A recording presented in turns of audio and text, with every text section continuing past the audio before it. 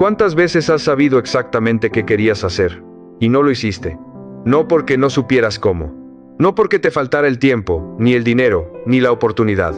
Sino porque en el último segundo, justo antes de dar el paso, algo dentro de ti dijo mejor no. Y ese mejor no no vino de tu cabeza. Vino de un lugar más antiguo, más automático, más terco. Vino del miedo.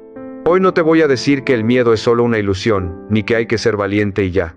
Eso no sirve de nada cuando el miedo está ahí, sentado en tu pecho, a las 3 de la mañana.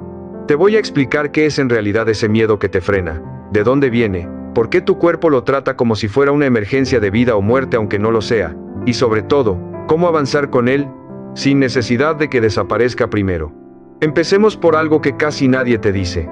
El miedo no está diseñado para detenerte a ti. Está diseñado para protegerte a ti, hace miles de años, de un peligro que ya casi no existe. Bessel van der Kolk, que ha dedicado su vida a estudiar cómo el cuerpo guarda el miedo y el trauma, explica algo que cambia por completo cómo entendemos esto. El miedo no nace primero en tu mente racional. Nace en una parte mucho más profunda y mucho más rápida del cerebro, encargada de detectar amenazas antes incluso de que tú entiendas conscientemente qué está pasando. Eso significa algo importante. Cuando sientes ese nudo en el estómago antes de mandar ese mensaje importante, antes de hablar en esa reunión, antes de dejar ese trabajo que ya no te hace bien, tu cuerpo no está evaluando racionalmente el riesgo real. Está reaccionando como si un peligro físico estuviera frente a ti. El problema es que hoy en día casi ningún miedo que sentimos es sobre supervivencia física. Es sobre el qué dirán, sobre el fracaso, sobre el rechazo, sobre no ser suficiente. Pero tu cuerpo no sabe la diferencia. Reacciona igual. Por eso la primera verdad que necesitas escuchar es esta. No estás roto por sentir miedo antes de avanzar. Estás funcionando exactamente como debías funcionar. El problema no es sentirlo. El problema es cuando dejas que ese sistema antiguo tome todas las decisiones importantes de tu vida actual. Vamos entonces a entender esto en capas, y a encontrar una forma real de moverte con el miedo, no esperando a que se vaya. Primero, el miedo casi nunca habla del futuro, habla del pasado. Piensa en esa vez que quisiste decir lo que realmente pensabas en una conversación difícil, y el cuerpo se te cerró, la voz se te fue, y terminaste callando. Ese miedo probablemente no nació en esa conversación. Nació mucho antes. Tal vez en una infancia donde hablar de más traía consecuencias. Tal vez en una relación pasada donde ser honesto salió caro. John Bowlby, que estudió a fondo cómo se forman nuestros primeros vínculos, mostró que aprendemos desde muy temprano si el mundo es un lugar seguro para mostrarnos, o un lugar donde hay que protegerse. Esa lección temprana no desaparece. Se queda instalada, y se activa cada vez que una situación actual se parece, aunque sea un poco, a esa situación antigua. Por eso a veces el miedo que sientes hoy parece exagerado frente a lo que realmente está en juego. No es que estés exagerando, es que no solo le estás respondiendo a la situación de hoy. Le estás respondiendo también a todas las veces anteriores en las que algo parecido salió mal. Entender esto no borra el miedo, pero le quita ese peso de, hay algo mal conmigo. No hay nada mal contigo. Hay una historia detrás, y esa historia hoy se puede mirar distinto. Segundo, tu mente exagera el peligro de avanzar, y minimiza el peligro de quedarte quieto. Aquí entra algo que Daniel Kahneman documentó de forma muy clara. Nuestra mente le teme mucho más a perder algo que le da valor a ganar algo equivalente. A esto se le llama aversión a la pérdida. Y funciona así de simple. El dolor imaginado de fracasar al intentarlo se siente mucho más intenso que el placer imaginado de lograrlo. Por eso es tan fácil quedarte en un trabajo que ya no te llena, en una relación que ya no te hace bien, en una rutina que te apaga poco a poco. No porque ahí estés bien, sino porque tu mente calcula que el dolor de perder lo conocido es más grande que el dolor de seguir incómodo donde estás. Es una trampa silenciosa. Te quedas quieto no porque estar quieto sea seguro. Te quedas quieto porque moverte se siente, en ese momento, más peligroso que quedarte estancado, aunque quedarte estancado también te esté costando algo, solo que ese costo es lento y silencioso, y por eso duele menos al principio. Imagina a alguien que lleva años queriendo cambiar de carrera. Cada vez que se imagina dando el salto, su mente le muestra en detalle todo lo que podría salir mal. Pero rara vez se detiene a calcular, con la misma intensidad, el costo de seguir 10 años más en un lugar que no lo representa. Ese desbalance no es casualidad. Es exactamente como está diseñada la mente para protegerte de lo desconocido, aunque lo desconocido no siempre sea lo peligroso. Tercero, el miedo no se va antes de actuar, se transforma después de actuar. Esto es quizás lo más importante de todo el video, así que te pido que lo escuches con calma. Solemos creer que primero necesitamos dejar de tener miedo, y ahí sí, recién ahí, damos el paso. Pero eso casi nunca pasa en ese orden.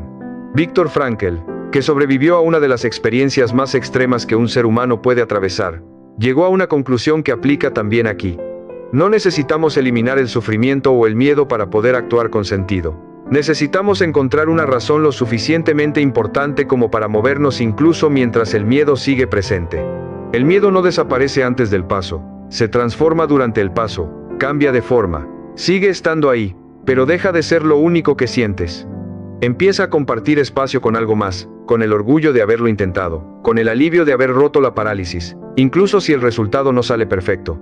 Piensa en esa vez, aunque haya sido pequeña, en la que finalmente hiciste algo que te daba miedo, mandaste ese mensaje, fuiste a esa entrevista, dijiste que no cuando siempre decías que sí. ¿El miedo desapareció justo antes de hacerlo? Probablemente no. Lo más probable es que hiciste esa cosa con el miedo todavía ahí, temblando un poco, pero ya no mandando solo. Cuarto, deja de pedirle permiso a la certeza. Una de las trampas más comunes es esperar sentirte 100% seguro antes de moverte. Cuando esté listo, cuando ya no tenga dudas, cuando esté completamente segura de que va a salir bien. Esa certeza casi nunca llega. Y no porque tú tengas algo mal. Es que la vida, sobre todo cuando se trata de decisiones importantes, casi nunca ofrece garantías completas antes de actuar. Tara Brach, que ha trabajado mucho el tema de la aceptación frente a la incertidumbre, plantea algo que vale la pena repetirte.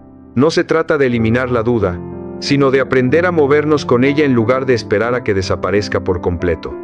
Aceptar que no vas a tener todas las respuestas antes de dar el paso, y avanzar de todos modos, con los ojos abiertos, no con los ojos cerrados por la ansiedad, sino abiertos, atentos, pero en movimiento. Quinto, el miedo también se cuida solo, y ahí está su trampa más grande.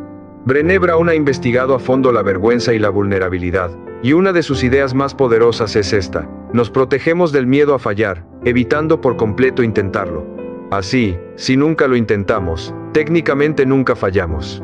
Pero eso es una trampa disfrazada de seguridad, porque no fallar por no intentarlo no es lo mismo que tener éxito. Es simplemente quedarte exactamente donde estabas, mientras el tiempo sigue pasando.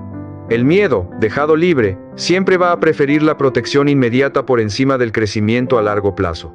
Por eso necesitas ser tú, con tu parte más consciente, quien decida cuándo escucharlo y cuándo simplemente reconocerlo, agradecerle su intento de cuidarte y avanzar de todas formas.